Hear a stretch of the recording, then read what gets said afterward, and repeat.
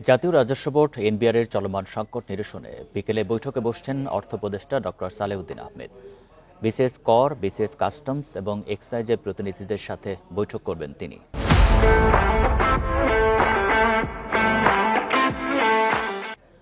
তবে উপদেষ্টার সাথে আলোচনা প্রত্যাখ্যান করে দাবি আদায়ে আজও এনবিআর সংস্কার ঐক্য পরিষদের ব্যানারে বেলা 12টা থেকে বিকেল 5টা পর্যন্ত সারা দেশে কর্মবিরতি কর্মসূচি পালন করছেন কর্মকর্তা-কর্মচারীরা।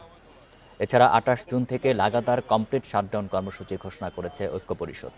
পাশাপাশি সারা দেশ থেকে রাজস্ব খাতের কর্মকর্তা-কর্মচারীদের মার্চ টু এনবিআর কর্মসূচিও দেওয়া হয়েছে। একইভাবে রাজস্ব খাত সংস্কার নিয়ে আলোচনায় গঠিত কমিটি বাতিল দাবি জানিয়েছে ঐক্য পরিষদ। এদিকে এনবিআর এ প্রবেশপথ বন্ধ করে নিরাপত্তা জোরদার করেছে আইনশৃঙ্খলা বাহিনী।